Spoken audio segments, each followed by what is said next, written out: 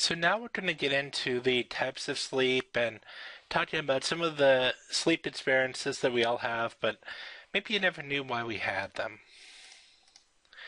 So, first of all, there are two distinct classes of sleep. You have slow wave sleep and rapid eye movement sleep, or REM sleep. So, slow wave sleep, or SWS, can be divided into three stages. Now, I mention this because if you have an older version of the book, I don't think many of you do, but if you do, it used to be divided into 4 stages, but stages 3 and 4 have actually been combined now. So just combine 3 and 4, and now there are just the 3 stages of slow wave sleep. So it's the deepest sleep. It's where you have very slow wave EEG activity, which we'll talk about in a little bit. Then there's rapid eye movement sleep. So this is characterized by small amplitude, fast EEG waves. So actually you have it's pretty active. It looks very much like being awake as far as your actual brain waves. You also have no postural tension. You actually have what's called atonia, which is where all the muscles in your body actually go limp. Your body is actually made to be paralyzed, and the reason why is so you don't act out your dreams. It's actually a disorder we'll talk about when you do not have that. And then also you of course have rapid eye movements. So electrical brain potentials can be used and are used to classify different levels of arousal and states of sleep. So there are 3 main things we looked at here, and they're all based off of the same technology. So they're all based off of EEG. It's actually an old technology, but still the gold standard as far as assessing sleep. So you have EEGs. So these are electrodes that get put all over your scalp, and they measure just brain waves, brain activity. So we can actually look at the rhythms and determine from them the different levels of sleep. And you'll see this in the coming slides. We also do EOG, which are, we put the same type of recorders, but around the eyes to look for eye movement. And this is helpful for differentiating REM sleep from other types of sleep. And lastly, EMG is often put on muscles like your jaw, and it looks for muscle activity. So it looks for that atonia that's affiliated with REM sleep. So, if we see some activity that's fairly fast, but not quite as fast as being awake, but fairly fast, but you see the atonia and you see the eye movements, then you'd assume it was REM sleep. So, stage 1 sleep, people in stage 1 sleep show irregular frequencies and smaller amplitude waves, as well as vertex spikes, which are these little guys here. In stage 1 sleep, your heart rate slows, you have less muscle tension, eyes move about, and it usually lasts several minutes. People who actually slip into stage 1 sleep will usually not even realize that they were sleeping when they're woken up. So you may have had it where you're at a place, heck, you're in my class, whatever, where someone nudges you because you fell asleep, and you're like, dude, I wasn't sleeping. Well, you probably were. You're probably in stage 1 sleep. So stage 2 sleep is a little different. One of the things is that you have slightly slower waves, and then there are also a couple things that we looked at for in the EEG. We looked for these K complexes, and then we also looked for sleep spindles here. So when you're looking at an EEG, these are the 2 things you're looking at in order to determine if it's stage 2 sleep. Stage 3 sleep, again, this is now what used to be stage 3 and stage 4. So what you see is you still see these sleep spindles a little bit in stage 3 sleep. Also, one of the main things you see is delta waves. So delta waves are these larger waves here. I was just realizing I was pointing at the wrong screen. So here are your sleep spindles, here are your K complexes. So you see these delta waves are much bigger than K complexes, so they're usually pretty easy to see on an EEG. And the difference, the old difference between 3 and 4, again, the difference no longer matters, is stage 4 used to require at least 50% delta waves. But now, if you have delta waves at all, it's this stage 3 sleep, and that's the deepest sleep that we have now. So ignore the stuff on stage 4, it doesn't matter. We're just going to be looking at REM sleep. So REM sleep has been called paradoxical sleep because, again, the brain is very active during REM sleep. It differs from slow wave sleep in many ways.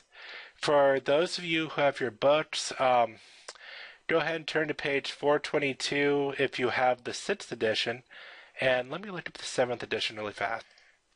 So here we go. If you have the 7th edition, looks like this. You want to turn to page 432. We're looking for table 14.1. And it does a really nice job at reviewing some of the differences between slow wave sleep and REM sleep. Some of the big differences we see here are obviously a dramatic change in brain activity, with the brain becoming much more active during REM sleep. Thermoregulation is also impaired in REM sleep, which is important. You may notice that sometimes you go to bed just very comfy, and you wake up because it's too hot. Well, what happens is, in REM sleep, your body's not good at regulating its own temperature. So your temperature drops. And because of that, things that used to feel comfortable, now that your body temperature is lower, actually feel hot. So one of the things we say is that sleep loves the cold. If you actually go to bed a little on the chilly side, when that happens, you'll feel very cozy. So you have the thermoregulation impaired in REM sleep. You have the presence of rapid eye movements, as we discussed. You also have a lack of release of hormones or immune response, which you have a lot more of in slow wave sleep. Also, REM sleep is when you have dreams. So you have the presence of vivid dreams, or, most of your dreams are in REM sleep. Other vague thoughts or very vague dreams can happen in other stages of sleep, but really REM is where most of that happens. REM is also really important for learning and memory. So that's why it's important to get sleep before a test.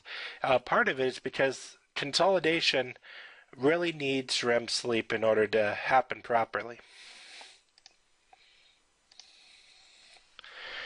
So a sleep cycle is a period of slow wave sleep followed by one REM sleep. So here is one sleep cycle, 2, 3, and one thing that's interesting is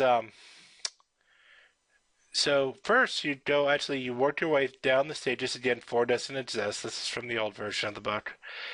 But you go 1, 2, 3, and then you go 3, 2, 1. So you go down, up, like that. Another thing is actually they should have a brief awakening here. After each REM cycle, you have a brief awakening. So with that, usually it happens about every hour and a half because each one of these is about an hour and a half. So usually people will sit up, look around, make sure the house isn't on fire, and then go back to sleep. Now you may say, I don't remember doing that. And you are probably right that you don't remember doing that. Doesn't mean it didn't happen. So what happens is there needs to be a certain amount of time that passes for memories to encode. It's roughly 5 minutes. So if you go to sleep again within 5 minutes of waking up, you'll never remember that you woke up. You also will never remember what happened the 5 minutes before you went to sleep. So that's why if you have a spouse or partner who says something to you and you don't remember it the next day, it's very possible that it was within the at least if they said it to you in bed, it's very possible that it was in that 5 minutes before you went to sleep and that memory did not get encoded. So in a typical night of young adult sleep, we see that sleep time ranges 7 to 8 hours. That's pretty normal. You have 40 to 50% of stage 2 sleep and about 20% of REM sleep. So REM isn't a huge amount of sleep. Also, you see more REM later in the night. whereas you see more of the slow wave sleep earlier in the night. Again, sleep cycles last roughly an hour and a half for most people, but the cycles early in the night, again, have more slow wave sleep. Again, this is actually incorrect. This is now just stage 3 sleep, so I apologize for that. But you have more of that slow wave deep sleep early in the night. That's why it's also easier to be woken up from sleep later on, because you're more likely to be in these lower, lighter stages of sleep. So at puberty, most people have a shift in their circadian rhythm so that it shifts so that people go to bed later and wake up later in the day. And this actually persists all the way into college usually. So some of you may still be having this. And one thing that they've actually experimented with is starting high school later. And what they found is if you start high school later, you actually have better attendance and enrollment and less depression and less in-class sleeping. It hasn't gotten much traction. It's really too bad. But there's a lot of evidence supporting that you really, if you pushed high school back and had a later start, people would learn more and do better. So, vivid dreams. So again, we have vivid dreams typically in REM sleep. And there are two types of disturbing nighttime events that can happen. You have nightmares. This is what I actually study. So nightmares are frightening dreams that awaken the sleeper from REM sleep. So these are going to be vivid dreams. You're going to remember what was happening in the dream. You're going to remember that something was chasing you or, something of that nature. Whereas night terrors are sudden arousals from stage 3 or 4, again, it's now just stage 3, sleep that's marked by fear and autonomic activity. So you may have your heart racing, you'll be breathing fast, sweating, but you're not sure what happened. There isn't really a dream. Also, people that wake up from night terrors are usually very groggy, out of it, not sharp. They're groggy. Whereas nightmares, usually people are very with it, lucid, because they're coming from a much lighter stage of sleep. So these are two different sleep disorders. Nightmares happen from REM sleep. Night terrors happen from that slow wave sleep, much deeper sleep. And that's the difference. Those are the differences that you see. Nightmares, you have that memory of a dream, and also you have instant clarity, whereas night terrors, you have people that are really confused. So REM sleep actually, it's thought to have evolved in some vertebrates, and nearly all mammals actually show both REM sleep and slow wave sleep. And you can see different animals show different amounts of all of these. It always makes me really jealous of my cat when I see this, but that's a whole different story. So you also see actually birds display both REM and slow wave sleep. So this is something that a lot of animals experience.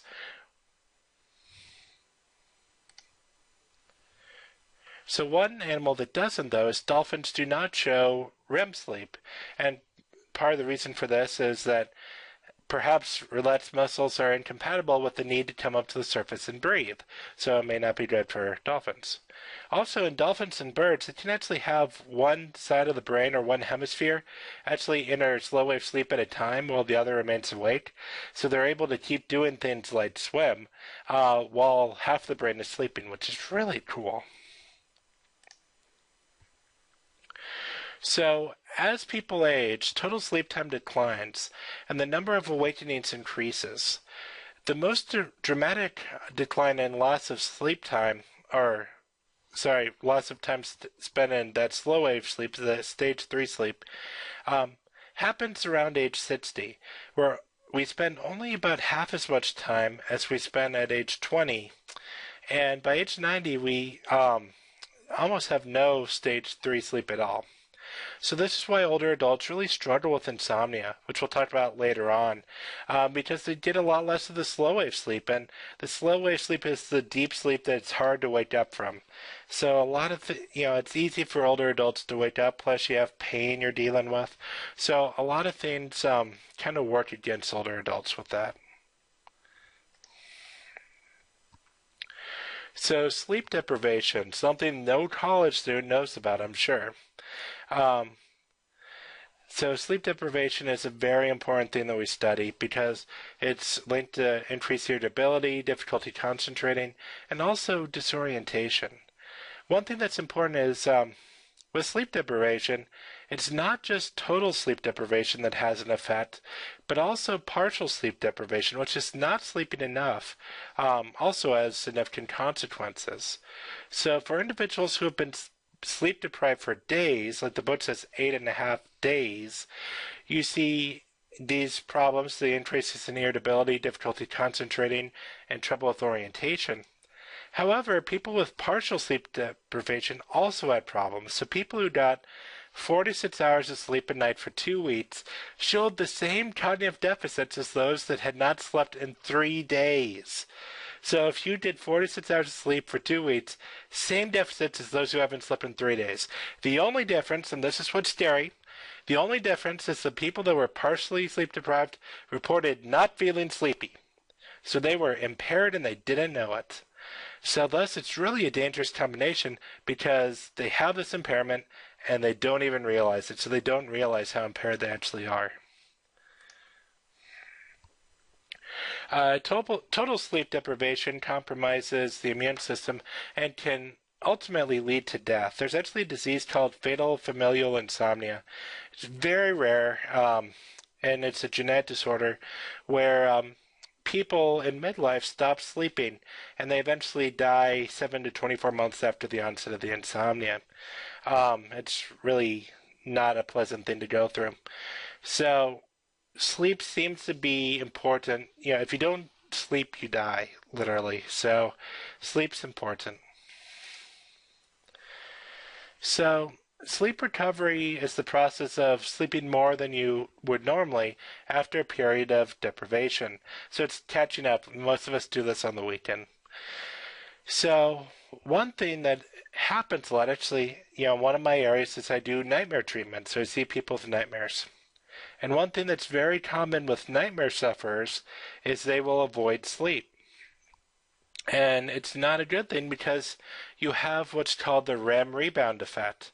So what you see is when you catch up, you not only see stage 3 sleep, so the slow wave sleeps increase, but you also see that you have an increase in REM sleep. And this is even more apparent actually in night 2, where if you look relative to normal, here's normal, look how much REM sleep you're getting here than more normal sleep. So with that, you have even more chance of nightmares after you avoid sleep than you did beforehand. So avoiding's not a good solution. So one of the things that's kind of befuddled many of us in sleep is there are people that are normal and healthy and just need very little sleep.